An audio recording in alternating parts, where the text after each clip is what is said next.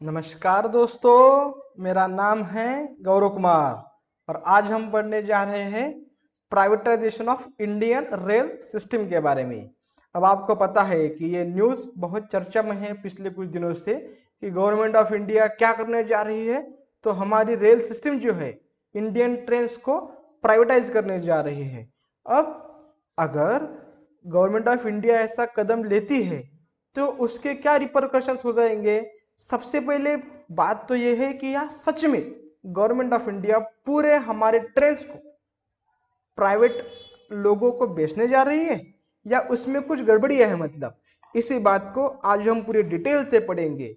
सो कल द हिंदू में न्यूज आई थी, उसका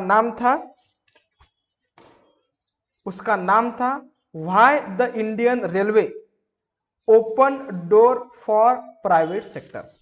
उसका नाम क्या था? Why the Indian railway open doors for private sector. क्यों इंडियन रेलवे अपने दरवाजे प्राइवेट लोगों के लिए खोल रही है। अब आपको पता है कि क्या शायद पहली बार ऐसा हो रहा है कि हमारे इंडिया में पहली बार हमारे इंडिया में कुछ प्राइवेट ट्रेन आ रही है? तो नहीं। 2019 में जो तेजस ट्रेन आई थी, जो सबसे पहली बार दिल्ली टू लखनऊ और मुंबई टू अहमदाबाद इन दोनों पर जो ट्रेन चली थी वो भी प्राइवेट ही ट्रेन है। और उस प्राइवेट ट्रेन को कौन मैनेज करता है? तो IRCTC। जिस प्लेटफॉर्म से हम अपनी टिकट खरीदते हैं, हम जब ट्रेन से सफर करते हैं तो हम खाना मंगवाते हैं और कुछ अदर सर्विसेज का हम आनंद लेते हैं। तो IRCTC तेजस को ओन करती है और उसका पूरा जो प्रोसेस है वो कौन हैंडल करती है? तो IRCTC करती है। मतलब 2023 से जो गवर्नमेंट ऑफ इंडिया करने जा रहे हैं कि कुछ लगभग 119 ट्रेनें, प्राइवेट ट्रेन 150 रूट पर दौड़ेगी। तो यह पहली बार नहीं हो रहा। हमें अनुभव है कि प्राइवेट ट्रेन कुछ किस तरह से काम करती है और उसने क्या क्या अच्छा किया है और क्या क्या बुरा किया है। अब आपको पता है कि अगर तेजस ट्रेन की जो स्पीड है लगभग 180 किलोमीटर प्रति पर आवर, ऐसी उसकी स्पीड है। उसी तरह की स्पीड तो शताब्दी ट्रेन भी देती है। लेकिन लोग क्यों प्रिफर करेंगे तेजस ट्रेन से जाना? क्योंकि वहां पे जो यूजर इंटरफेस है, मतलब आपको बैठने के लिए chairs, AC, coaches, TV, internet, पीने के लिए शुद्ध जल, खाना, सब अच्छा खाना, ये जो फैसिलिटीज तेजस ट्रेन मतलब एक प्राइवेट ट्रेन में मिलती है, उसी तरह की फैसिलिटीज हमें गवर्नमेंट रेलवेज जो है दूसरी मेल से, एक्सप्रेस से और कुछ ट्रेन से उसमें नहीं मिलती। इसीलिए गवर्नमेंट ऑफ इंडिया को ऐसा लगा कि अगर कुछ प्राइवेट ट्रेन आ जाती है तो क्या फायदे होंगे प्राइवेट ट्रेन आ जाने की वजह से। सबसे पहले यूजर इंटरफेस बढ़ेगा, मतलब ज्यादा से ज्यादा लोग इंडियन रेलवे से सफर करना शुरू करेंगे। उसका फायदा ऑटोमेटिकली गवर्नमेंट ऑफ इंडिया को होगा। दूसरा, कंपटीशन बढ़ेगी। अगर प्राइवेट सेक्टर और पब्लिक सेक्टर की ट्रेनें दोनों रूट एक ही रूट पर आगे आगे जा रही है और अगर लोग ज्यादा प्राइवेट ट्रेन को प्रेफर करते हैं तो पब्लिक ट्रेन मतलब इंडियन रेलवे जो है उसको भी लगेगा कि अगर सारा ट्रैफिक, अगर सारे लोग प्राइवेट ट्रेन से ही जाएंगे तो कुछ दिन बाद तो हमारी नौकरी चली जाएंगी, फिर हम तो बेघर हो जाएंगे या फिर बेघर हो जाएंगे। इसलिए इंडियन रेलवे सिस्टम भी अपने आप को और बेहतर बनाने की कोशिश करेंगी। तीसरा एडवांटेज क्या है इसका कि इंडियन रेलवे सिस्टम में डिफरेंट और नई नई तरह की टेक्नोलॉजीज आएंगी जो भारत के लिए अच्छा है। चौथा एडवांटेज क्या है कि पूरे वर्ल्ड में जो रेलवे सिस्टम के बारे में अच्छी अच्छी बातें हैं वो इंडियन रेलवे सिस्टम में प्राइवेट सेक्टर पहले ला सकता है, क्योंकि उसके पास उतने रिसोर्सेज रहते हैं, उसकी उतनी मैन पावर रहती है और वो एंथुजियाज्म रहता है कुछ नया करने का, जो हमारे पब्लिक सिस्टम में नहीं रहता।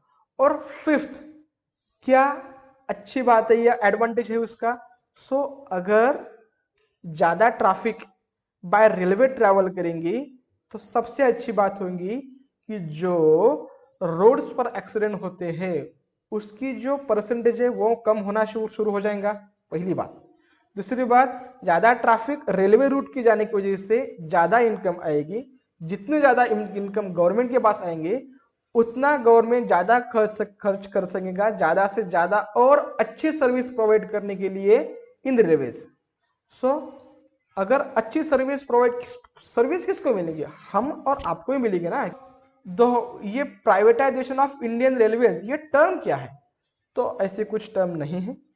एक्सपर्ट्स बता रहे हैं कि पूरी ट्रेन, मतलब जो 119 ट्रेन 1 अप्रैल 2023 से अलग अलग रूटों पर चलने शुरू हो जाएंगी, वो कुछ प्राइवेट लोगों की खुद की ओनरशिप पर नहीं चलेंगी। वो सारी ट्रेन रहेंगी तो गवर्नमेंट ऑफ इंडिया को ही। सिर्फ उनको चलाने के लिए जो सिस्टम काम करती है वो सिस्टम गवर्नमेंट ऑफ इंडिया के हाथ में नहीं होगी, वो सिस्टम काम करेगी प्राइवेट के हाथों से। वो को मतलब प्राइवेटाइजेशन होगा क्या? तो नहीं नहीं नहीं, वो वही रहेगा। फिर प्राइवेट लोगों को काम क्या करना होगा? तो एक, टिकट बुकिंग, दूसरा और कुछ अगर सर्विसेज होगी जो डायरेक्ट कस्टमर को चाहिए, कस्टमर जो मांगता है उसके लिए प्राइवेट सिस्टम रिस्पॉन्सिबल होगी। जैसे ट्रेन में साफ सफाई रखना, ट्रेन के और कुछ काम होंगे, तो ये सब काम जो होंगे वो प्राइवेट लोग करेंगे। लेकिन 15 में विवेक डेब्रॉय के चेयरमैनशिप के अंडर एक कमेटी बैठाई गई थी और उस कमेटी ने सबसे पहली बार रिकमेंड किया था कि हमको इंडियन रेलवे सिस्टम का प्राइवेटाइजेशन नहीं करना, लिबरलाइजेशन करना है। अब ये दोनों टर्म अलग है, आप ध्यान में रखिएगा कि प्राइवेटाइजेशन मतलब उस बात पर अब सरकार का जो राइट है, जो हक है, वो हक नहीं रहा, वो पूरा हक चला गया प्राइवेट सिस्टम के पास। लेकिन ऐसा कुछ भी नहीं होने जा रहा है। हम सिर्फ कुछ प्राइवेट लोगों को बुला रहे हैं और उनके पास जो अच्छी अच्छी टेक्नोलॉजियाँ है, अच्छी मैन पावर है, अच्छे आइडियाज है, हम उसको इम्प्लीमेंट करेंगे और ये पूरा की पूरी सिस्टम एक पायलट सिस्टम की तरह काम करेगी। मतलब कुछ देर तक काम करेगी। अगर ये अच्छे काम करती है तो सरकार उसके बारे में आगे सोचेंगे, और अगर ये अच्छे काम नहीं करती है तो वो वही सिस्टम को बंद करके और कुछ नया करना अगर चाहिए होगा तो सरकार उस बात पर गौर करे।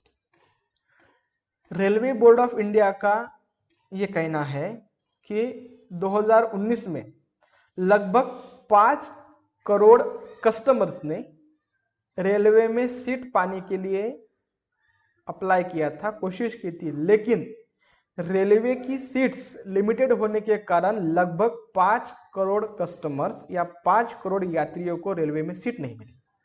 और तुम्हें, आपको और मुझे पता है कि जब फेस्टिवल सीजन आता है या समर सीजन आता है, उस वक्त जब लोग यहाँ घूमने जाते हैं अलग अलग जगह, उस वक्त लगभग 13.5% रेलवे सीट्स की डिमांड बढ़ जाती है। लेकिन गवर्नमेंट ऑफ इंडिया के पास उतनी कैपेसिटी नहीं होने के कारण, या गवर्नमेंट ऑफ इंडिया ने खुद का एक्सपेंशन रेलवे सिस्टम का मतलब नहीं किया होने के कारण, ये गवर्नमेंट ऑफ इंडिया के पास जो पोटेंशियल है, जो कस्टमर आ रहा है, वो कस्टमर दूसरी जगह जा रहा है। इसलिए गवर्नमेंट ऑफ इंडिया को उतना लॉस ही हो रहा है। मैंने कल बात नहीं पढ़ी जो मुझे शायद बहुत दुखद लगी कि 1947 में हम ब्रिटिशों के चंगुल से बाहर पड़े, हम इंडिपेंडेंट हो गए, स्वतंत्र हो गए। 1947 में जितना रेलवे रूट का एक्सपेंशन इंडिया में हुआ था, उससे सिर्फ 15 या 20 हजार